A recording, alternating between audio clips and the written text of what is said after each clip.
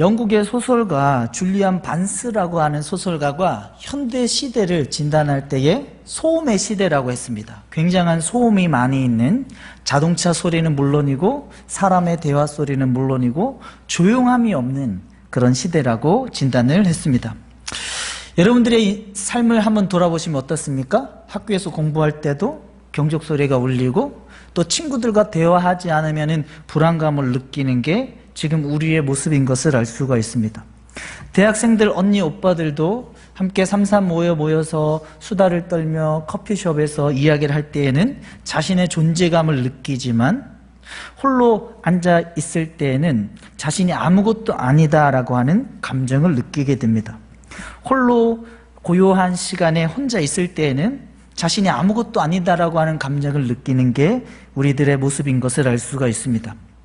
그런가 하면 회사를 다니는 회사원도 회사에서 사무실에서 홀로 고요히 있는 동안에 외로움을 느끼고 불안감에 사로잡히는 우리들의 모습을 볼 수가 있습니다. 하지만 하나님은 우리에게 말씀하실 때에 이런 소리로 가득한 이제 소리의 시대 가운데에 하나님은 깊이 있는 예수 그리스도를 묵상하고 그 예수 그리스도의 관계 가운데에 깊이 있는 사람이 되라라고 이야기를 하는 겁니다. 친구와 대화하면서 시끄러운 가운데에 24시간을 보내는 게 아니라 조용히 고요하게 홀로 있는 동안에 깊이 있는 사람이 되라라고 하나님이 우리에게 말씀하시는 것을 알 수가 있습니다. 에베소서 3장 19절입니다. 같이 한번 읽어보겠습니다. 시작. 그 너비와 길이와 높이와 깊이가 어떠함을 깨달아 하나님이 모든 충만하신 것으로 너에게 충만하게 하시기를 구하노라. 지금 이 현 시대는 영국의 소설가 줄리안 반스의 진단과 같이 소음으로 가득한 시대이지만, 성경은 소음으로 가득한 시대 가운데에 있지만 깊이 있는 사람이 되라라고 이야기를 하는 겁니다. 여러분들의 친구들을, 또 주변에 있는 사람들을 한번 생각해 볼 때에 가벼운 말을 잘하고 시끄러운 친구들은 많은데, 시끄러운 사람들은 많은데 고요히 깊이 있는 친구들은, 그런 사람들은 극히 적은 것을 알 수가 있습니다. AD 1200년경에 도미니크라고 한 수도사가 성프란시스코라고 하는 그런 수도사를 찾아갔습니다.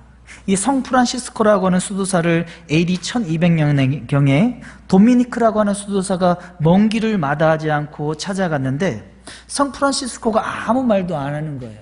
처음에 얼굴을 대면했을 때에 잠깐 조용할 줄 알았는데 계속 아무 말 하지 않고, 그와의 만남의 대면이 끝날 때까지 아무 말 하지 않고 그와의 만남이 먼 거리를 마다하고 찾아갔음에도 불구하고 아무 이야기도 들려주지 않는 성프란시스코와 도미니크와의 만남이 역사적으로 있었습니다.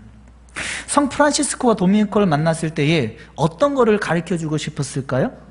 어떤 말 한마디의 가르침이 아니라 홀로 고요히 있는, 소음의 시대 가운데에 고용이 있는 그런 깊이 있는 사람이 되기를 원하는 것을 성프란시스코가 도미니크에게 알려주고 싶었던 것을 알 수가 있습니다.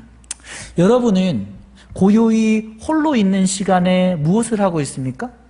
핸드폰을 보고 친구와 대화하고 까똑까똑을 하고 그런 시끄러운 소리 가운데 우리가 보내게 되지만, 하나님은 우리에게 깊이 있는 고요히 홀로 있는 시간에 하나님과의 관계, 그 하나님과의 관계, 삶과 죽음에 대해서 얼마 지나지 않으면 우리의 인생은 반드시 죽음이라고 하는 것이 기다려지지만은, 이번 추석에도 먼저 세상 하늘나라로 돌아가신 할머니 할아버지를 기리면서 추도 모임을, 제사를 지내고 추수 모임을 지냈듯이 우리의 인생에 이제 100년 안에 우리에게 다가올 죽음에 대해서 고민해보는 깊이 있는 사람이 되라라고 이야기하고 있는 것을 알 수가 있습니다. 여러분은 홀로 고요히 있는 시간에 어떤 삶을 살아가고 있습니까? 홀로 고요히 있는 게 너무 어색해서 스마트폰을 계속해서 두드리고 친구에게 까똑까똑을 보내고 친구와 대화를 하면서 시간을 보냅니까? 아니면 홀로 고요히 있는 시간에 나의 삶과 죽음에 대해서 한번 고민해보고 예수님에 대해서 한번 묵상해보는, 생각해보는 그런 인생을 살아가고 있습니까?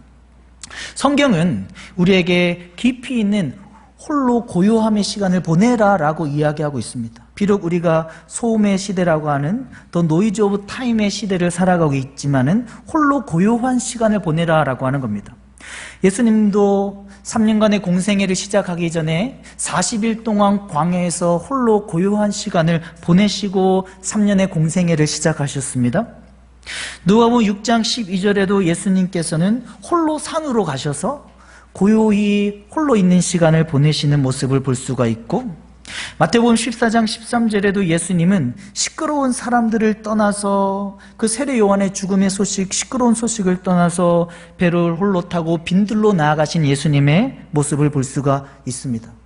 마태복음 1장 35절에도 예수님께서는 새벽 이른 시간에 밝기 전에 홀로 고요한 한적한 곳을 찾아 하나님과의 관계를 붙드는 예수님의 모습을 볼 수가 있습니다.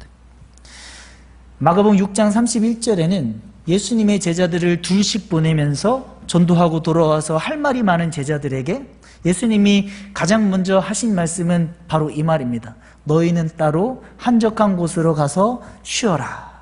너희는 따로 한적한 곳으로 가서 쉬고 있으라 라고 하는 겁니다. 분주하게 소리를 내지 말고 홀로 고요함의 시간을 보내며 너희가 깊이 있는 사람이 되기를 원한다라고 예수님이 말씀하신 것을 알 수가 있습니다. 마지막으로 마태복음 17장에 예수님께서 수제자 베드로, 야고보, 요한 12명 중에 베드로, 야고보, 요한을 겟세마네 산으로 데려가셔서 그들에게 티칭하고 싶으셨던 것은 홀로 고요함의 시간을 보내서 가벼운 시끄러운 소음의 시대 가운데에 너희가 함몰되어 살아가지 말고 깊이 있는 사람이 되라라고 예수님께서 티칭하셨던 것을 알 수가 있습니다. 여러분, 여러분들의 삶은 어떤 삶입니까? 까똑까똑을 하고 친구와 대화하고 조금도 소리 없는 고요함의 시간을 보내지 못하는 그런 삶입니까? 아니면 오늘 성경에서 이야기하는 도미니크가 찾아갔던 성 프란시스코가 티칭하고 싶었던, 또 예수님께서 제자들에게 예수님 자신이 그 홀로 고요함의 시간을 보내시면서 깊이 있는 무게감 있는 삶이 되기를 원하십니까? 하나님은 우리에게 말씀하시는 게 그거예요. 그냥 가볍게 시끄럽게 시끌벅적하게 살아가는 이런 소음의 시대 가운데에 뒤섞여서 함몰되어서 살아가는 인생이 아니라 하나님의 말씀대로 홀로 고요함의 시간을 통해서 깊이 있는, 넓이 있는 그런 사람, 거목과 같은 인생으로 세워지라라고 말씀하시는 것을 알 수가 있습니다. 목사님이 초등학교 2학년 때 산불을 낸 적이 있습니다. 산 하나를 홀랑 다 태워 먹었고 그 옆에 산으로 불이 번지려고 했는데 소방차가 와서 그 불을 겨우 진압했던 그런 사건이 있습니다. 여기서 얼마 멀지 않아요. 경상북도 외동은 모아리에서 초등학교 2학년 때 관문성이라고 있는 성이 있는 그런 성이었어요. 그 관문성은 통일시대 시대 때에 선덕여왕이 일본 외적을 침략을 막기 위해서 쌓은 국보 사적 48호인 관문성입니다. 근데 그 관문성에 목사님이 초등학교 2학년 때 그 산 하나를 홀랑 다 태워 먹은 적이 있습니다. 그런데 산불 내고 공소시효가 10년이에요. 이미 한 30년 전에 일어났던 사건이기 때문에 이제는 말할 수 있다. 이제는 산불 낸 거를 말할 수 있다. 공소시효가 지났기 때문에. 근데 그때 어떤 장난을 했냐면은 불 붙이고 불 끄기 게임. 매우 단순한 게임이에요. 불 붙이고 불 끄기 게임. 그때 같이 불 붙였던 친구들의 이름을 지금도 잡히면 말하려고 지금도 기억하고 있는데 정다운과 권기덕과 또 어떤 여학생 한 명이었어요. 다 초등학교 2학년 친구였어요.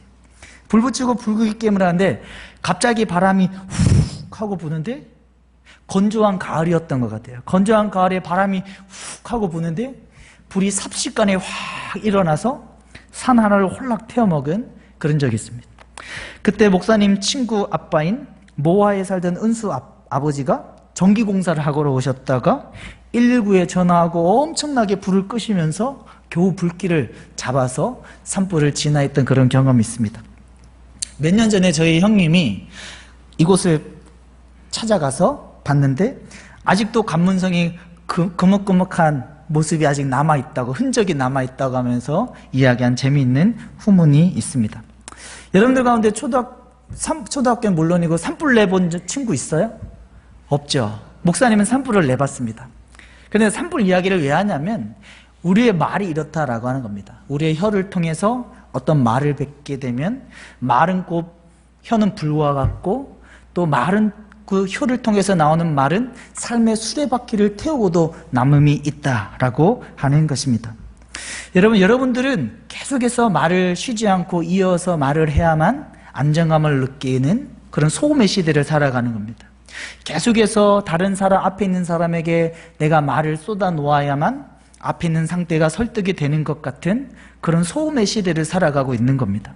하지만 하나님께서 우리에게 말씀하시는 것은 내가 말을 적게 하고 말을 적절하게 할 수 있어야 된다라고 하는 겁니다.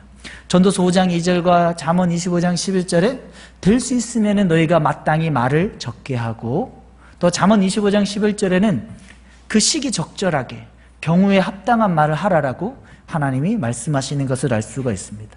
전도서 5장 2절과 잠언 25장 11절을 함께 한번 읽어보겠습니다. 너는 하나님 앞에서 함부로 입을 열지 말며 급한 마음으로 말을 내지 말라. 하나님은 하늘에 계시고 너는 땅에 있음이라. 그런즉 마땅히 말을 적게 할 것이라. 경우에 합당한 말은 아로새긴 은쟁반의 금사과니라. 하나님은 지금 소음의 시대를 살아가고 있는 우리에게 말씀하시는 것이 될 수 있으면 말을 적게 하고 경우에 적절한 말을 하라라고 하는 것입니다. 소음의 시대에는 계속해서 말을 해야만 될 것 같고 앞에 있는 사람을 내가 설득하기 위해서 말을 이어가야만 될 것 같지만은 하나님은 될 수 있으면 말을 적게 하고 경우에 맞는 이야기를 해나가라라고 이야기하는 것을 알 수가 있습니다. 저 여러분들의 인생 가운데에 홀로 고요함의 시간을 보내고 될 수 있으면 말을 적게 하라고 하는 내용을 나누는 이유는 오늘 본문의 엘리야가 바로 그런 인물이기 때문에 그렇습니다.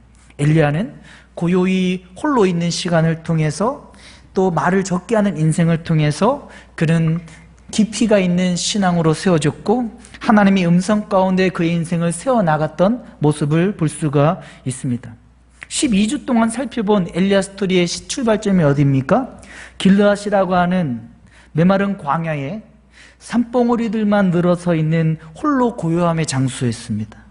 그 홀로 고요함의 장소에서 엘리야는 하나님과 대면하였고 세상의 소음의 소리 가운데에 그의 인생이 휘둘린 것이 아닌 깊이가 있는 신앙의 삶으로 세워질 수가 있었습니다. 그 전에 살펴보았던 아브라함은 그의 삶의 중심이 어디였습니까? 마물의 상수리 숲이었습니다. 아브라함은 삶의 어떤 환난과 어려움이 올 때에 하나님과 대면하는 마물의 상수리 숲을 아래의 자리를 찾아갔고 그 자리를 통하여서 깊이 있는 세상의 소리를 닫고 하나님의 음성을 들었던 아브라함의 신앙의 모습을 볼 수가 있습니다.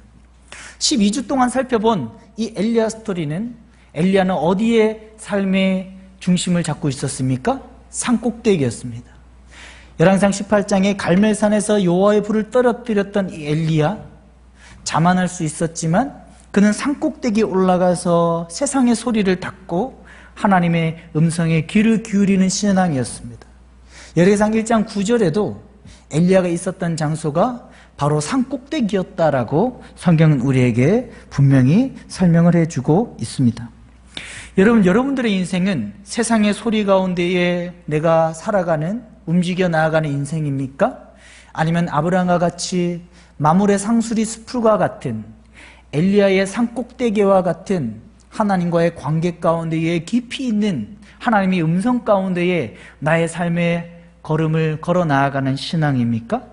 하나님은 오늘 우리에게 말씀하시는 것은 나의 인생의 주인은, 따라해보겠습니다, 내가 아니라 하나님이다. 나의 인생은 내가 결정하는, 내가 주인이 아니라 하나님이시고 그 하나님 앞에 아브라함과 같이 엘리야와 같이 하나님의 음성을 듣는, 세상의 소리를 끊어버리는, 하나님 앞에 홀로 고요함의 시간을 갖고 하나님의 음성을 듣고 살아가라라고 이야기를 하시는 것입니다. 여러분, 점점 하나님과의 관계를 맺어 나아가면 한번 따라하겠습니다. 하나님은 나와 동행하신다. 여러분, 동행한다라고 하는 게 무엇입니까? 항상 같이 하는 겁니다. 동역은 일할 때만 하는 겁니다. 동역은 일할 때만 함께 하는 것이고, 동행은 쉽게 표현해서 화장실에서 변을 보고 있을 때도 하나님은 계속해서 함께 하시는 겁니다. 내가 하나님 앞에 아브라함과 같이 마므레 상수리 숲을 지켜 나아가고 엘리야와 같이 산꼭대기와 같은 그 기도의 자리를 홀로 고요함의 자리를 지켜 나아가면 하나님은 내가 어느 곳에서 무엇을 하든 하나님께서 동행하는 신앙으로 세워주시는 것을 볼 수가 있습니다. 오늘 본문 2절과 4절에 엘리야가 어떻게 움직이고 있습니까? 하나님이 베델로 가라 하니까 베델로 가고, 하나님이 여리고로 가라 하니까 여리고로 가고, 6절에 요단으로 가라 하니까 요단으로 가고, 그 전에는 가끔 하나님의 음성을 듣는 신앙이었다면 오늘 이제 엘리야 스토리의 마지막의 모습에는 엘리야가 하나님과 매우 친밀하게 동행하며 베델로 가라 하신, 여리고로 가라 하신, 요단으로 가라 하신 하나님의 음성을 들으며 그의 인생을 세워나가는 모습을 볼 수가 있습니다. 저희 여러분들의 인생 가운데에도 이와 같은 하나님의 친밀한 인도하심을 경험할 수가 있습니다. 내가 세상의 소리를 끊어버리고 하나님 앞에 나와 예배하며 기도하는 중에 베델로 가라 하신, 여리고로 가라 하신, 요단으로 가라 하신 그 하나님께서 지금도 나에게 말씀하시기 때문에 그렇습니다. 1600년대에 로렌스 형제라고 하는 분이 있었습니다. 로렌스 형제라고 하는 분이. 이분은 1611년에서 1691년까지 80살까지 살았던 분인데, 이 로렌스 형제는 젊은 시절에 전쟁에 나갔다가 불구가 되었습니다. 그 불구의 몸이 되었던 이 로렌스 형제가 자신을 수도사로 받아준 그 수도원에 너무 감격해서 설거지와 청소를 하는 허드렛 일을 하면서도 너무나 감사한 겁니다.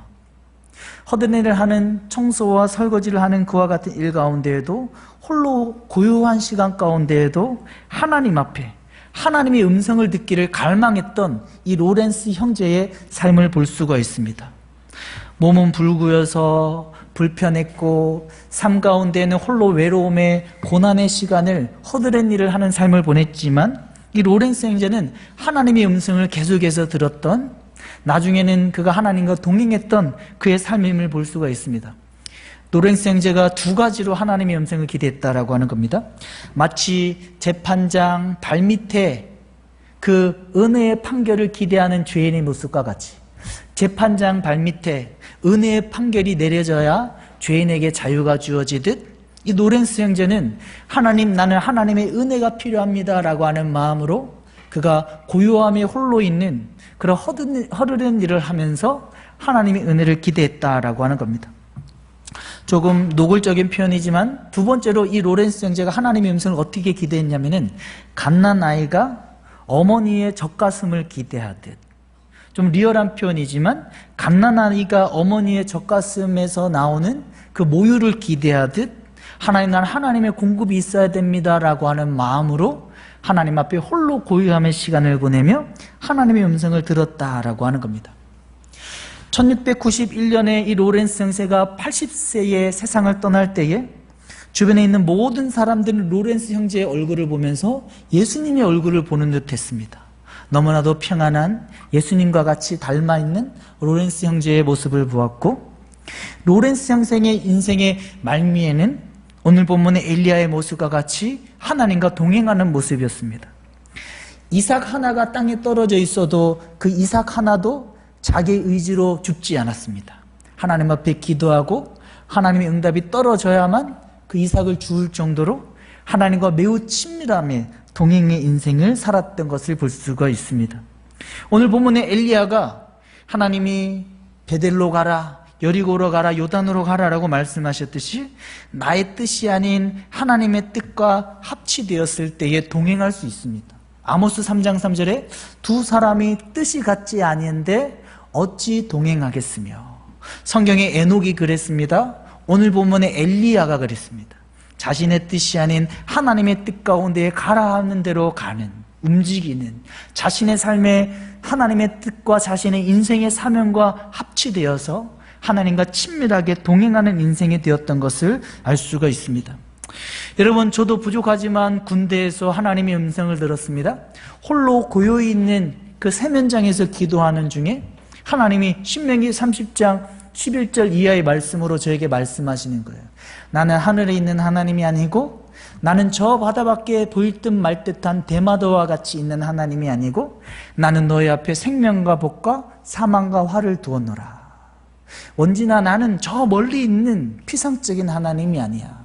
나는 저 보일 듯 말 듯한 섬과 같은 바다 밖에 있는 하나님이 아니라 내가 하나님의 말씀을 읽을 때에, 예배 가운데 하나님의 말씀을 들을 때에 나를 경험할 수 있고, 그 말씀을 선택하면 생명과 복을 선택하는 인생이 될 것이고, 그 말씀을 선택하지 아니하면 사명과 화를 선택하는 인생이 된다라고 하는 하나님의 분명한 하나님의 음성을 들을 수가 있습니다.